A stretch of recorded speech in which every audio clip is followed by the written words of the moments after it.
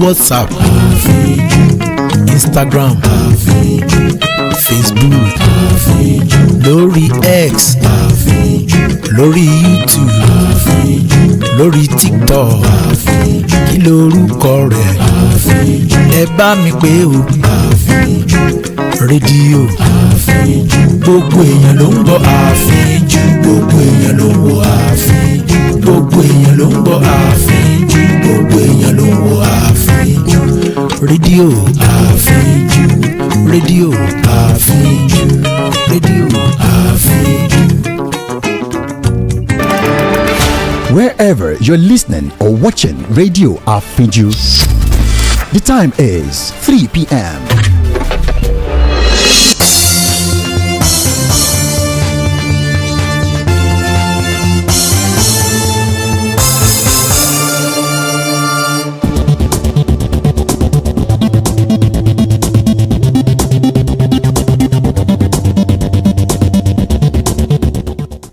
First, a look at the highlights.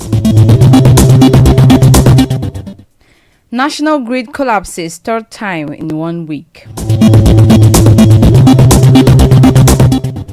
Gunmen killed 2 Mozambique opposition officials before election protests.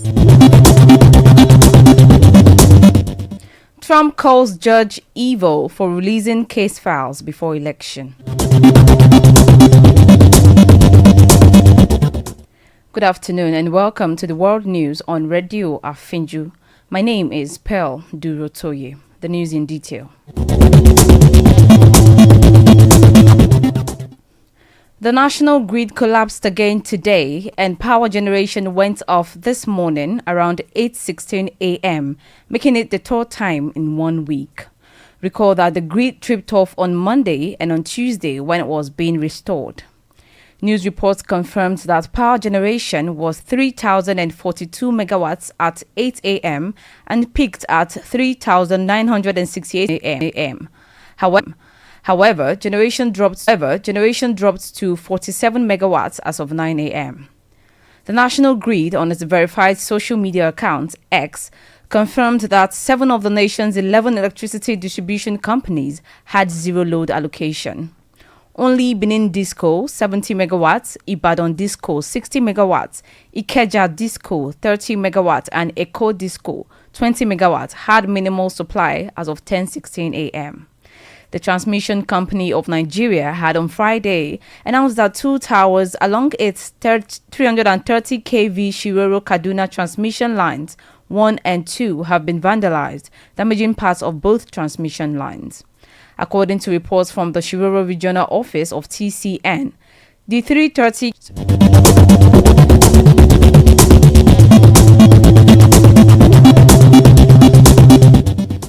The Presidential Compressed Natural Gas Initiative, PCNGI, has attributed the recent gas explosion at the NIPCO CNG station in Benin City, Edo State, to the use of an unapproved modified gas cylinder. The explosion, which occurred on October 16, 2024, in Naduwawa, Ikpoba Hill, injured several people and destroyed vehicles, raising concerns about safety in Nigeria's growing CNG sector. In a statement posted on its official X account, PCNGI expressed regret over the incident and assured the public that investigations were underway. The statement read that a close examination of the cylinder in question shows it was welded and modified, not approved for CNG use. In the communication, PCNGI also emphasized the importance of safe handling of hydrocarbons and reiterated its commitment to safety through the upcoming launch of the Nigeria Gas Vehicle Monitoring System. In its part, NIPCO, in a statement, confirmed the findings and revealed that the explosion occurred when a vehicle with a substandard fabricated cylinder arrived for refueling.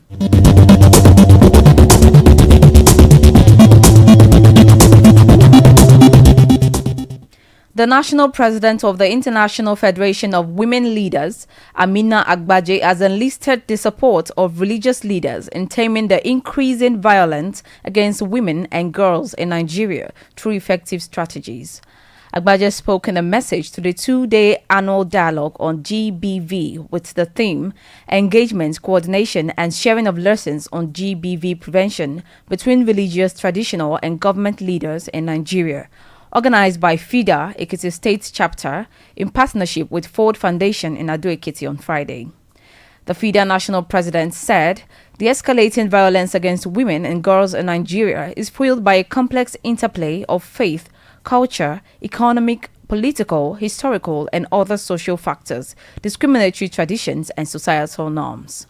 Agbaje, who said that a plan of action in preventing GBV occurrences in the places of worship was expected at the end of the dialogue, charged religious leaders to serve as change agents and advocates of women and girls' rights, abdicate social norms and beliefs of their members through effective messaging and campaigns through workable strategies.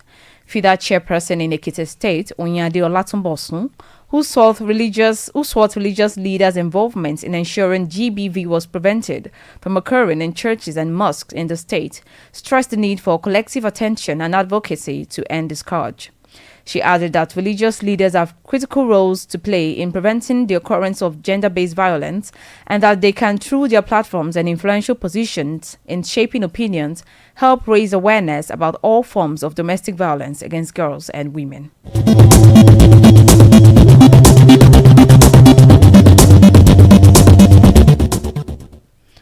Operatives of Amotekun Corps and the JTF in Osun State earlier in the day took over Igbo, Kenya, an area of Osogbo, the state capital, which has been a subject of litigation before the state's high court since the 11th of October 2021.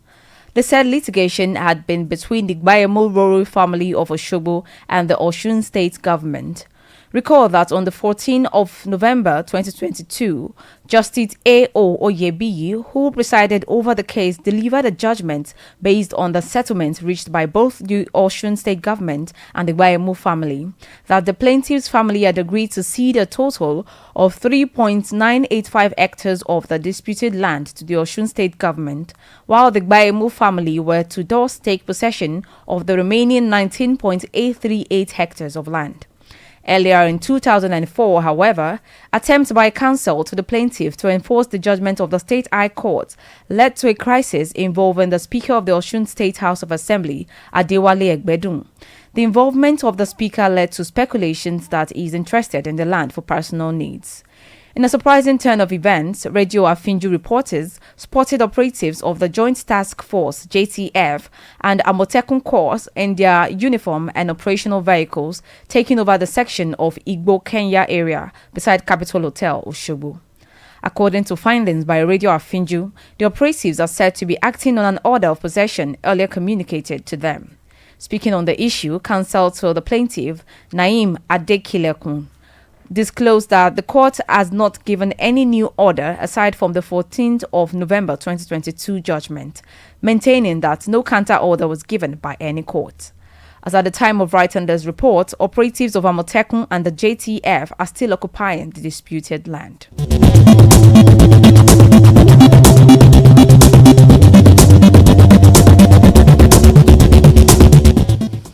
The Enugu State Police commanders announced the killing of two suspected kidnappers during the raid on their hideout on Thursday. The operation, which took place in Nokpa Nike, Enugu East local government area, also led to the rescue of a kidnapped victim. According to the police spokesperson, Daniel Undukwe, the raid was carried out by operatives from the command's anti-kidnapping distress response and special intervention squads. Acting on carefully gathered intelligence, Ndukwe said the police stormed the hideouts of the kidnappers, who responded by opening fire, adding that in the ensuing gunfight, two suspects were killed, while others fled with injuries. The rescued victim, identified as the personal assistant to a prominent public figure, had been abducted by the gang on September 27, 2024, in the Transekulu area of Enugu. The kidnappers had reportedly demanded a ransom of 40 million naira for his release. During the operation, police recovered a cache of weapons, including one G3 rifle, two AK-47 rifles, 3 magazines, and 125 rounds of live ammunition. Ndukwe revealed that the gang was responsible for a series of kidnappings within Enugu metropolis and surrounding areas, and that several of their members had previously been arrested and arraigned. The Enugu state government has since demolished the buildings used by the criminals as part of ongoing efforts to tackle kidnapping and ensure the safety of residents.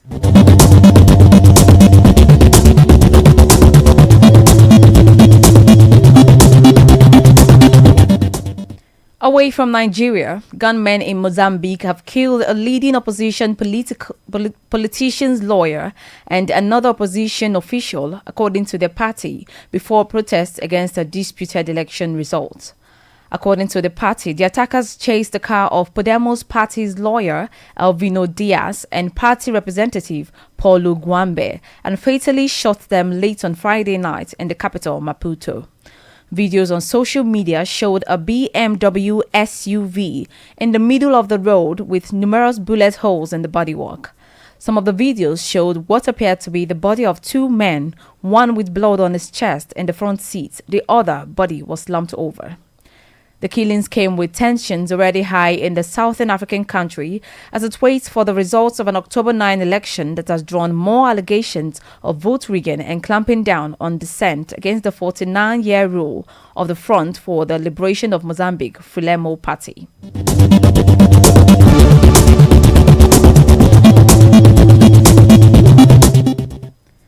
In Asia, North Korea has shipped 1,500 soldiers to Russia for training, South Korea's spy agency said on Friday, describing the move as the first step in the secretive state's military involvement in Moscow's war against Ukraine. The hermit nation transported its special forces fighters on 7 Russian ships earlier in October, South Korea's National Intelligence Service (NIS) said in a press release. The agency added that those units had previously been personally inspected by North Korean leader Kim Jong-un. It said large Russian transport aircraft have also been frequently traveling between Vladivostok and Pyongyang. The revelations follow repeated warnings from Ukrainian President Volodymyr Zelensky that the growing alliance between Russia and North Korea in North Korean troops joining the war.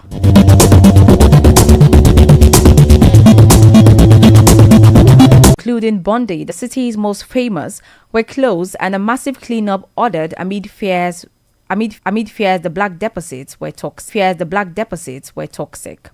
New South Wales Environment Minister Penny Sharpe said investigations were continuing to establish the source of the pollution and who was responsible.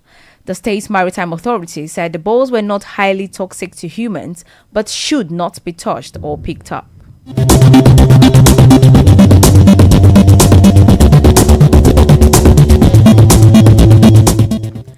In Europe, Romania's radar systems detected a second drone in as many days, breaching its national airspace that fighter jets scrambled overnight did not see, the Defense Ministry said. Later on Thursday, Army radars detected a small flying object, likely a drone, headed for Constanta before losing the signal. Fighter jets did not see it, and Romanian Prime Minister Marcel Ciolacu said on Friday the Defense Ministry was analyzing the possibility of a cyber challenge because pilots did not have visual contact with the drone.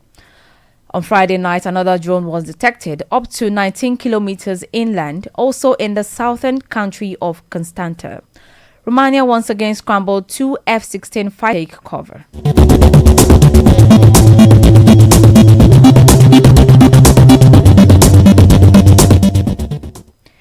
Russia said it has taken the village of Zorain in eastern Ukraine, enabling its troops to approach the industrial hub of Kurakove. Kurakove lies west of Donetsk city, which is already under Russian control. Russia has been concentrating its offensives on Kurakove, with Moscow's troops at its gates, just a few kilometers from the center. Kurakove, home to about 20,000 people from Russia, invaded Ukraine in early 2022, lies south of Pokrovsk, a logistic hub. Russian troops have meanwhile also stepped up attacks in the southern Ukrainian region of the Highway Traffic Safety Administration (NHTSA), covers 2.4 million Tesla vehicles across multiple models and manufactured between 2016 and 2024, and appropriately respond to reduce visibility conditions. It will also examine if other self-driving crashes have happened under similar conditions.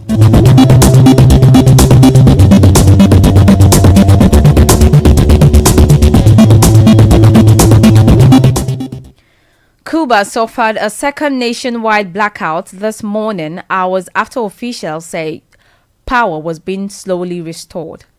Previously, Cuban officials said small pockets of power had been restored across the island, although there were no immediate numbers provided of how many people had their service reconnected. Some Cubans complained on social media that their power briefly returned before flickering out.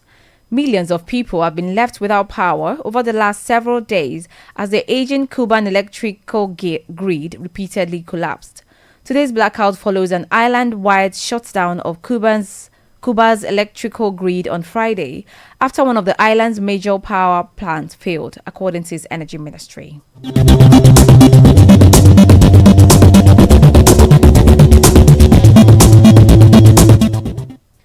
In the Middle East, the Strip's Hamas-run authorities say an Israeli attack has killed at least 33 people, including 21 women at a refugee camp in northern Gaza. More than 85 people were said to be injured, some seriously, as homes belonging to 3 families in the camp were hit. An unverified video circulating on social media appears to show bodies wrapped in white shrouds laid out in the courtyard of Al-Awad Hospital. Israeli forces have besieged the densely populated Jalabia refugee camp for weeks. The director of Al-Awad Hospital said it had experienced an overwhelming influx of casualties, leaving hospital wards completely full with many of the injured receiving treatment on the floor. The Hamas-run health ministry said nearby in Beit Lahia, the Indonesian hospital came under heavy gunfire. Before we go, here again are the highlights. The national grid collapsed again today and power generation went off this morning around 8:16 a.m., making it the 3rd time in 1 week. Elsewhere, gunmen in Mozambique have killed a leading opposition politician's lawyer and another opposition official, according to their party, before protest against a disputed election result. In the Americas, Donald Trump has called the judge the most evil person as she released more than 1,800 pages of evidence in special counsel Jack Smith's election conspiracy case against him. That was the world news on Radio Afinju. To view our channel, please follow us on Facebook, Radio Afinju, X, Radio Afinju, and YouTube, Afinju FM. My name is Durotoye. Thanks for listening. Good afternoon.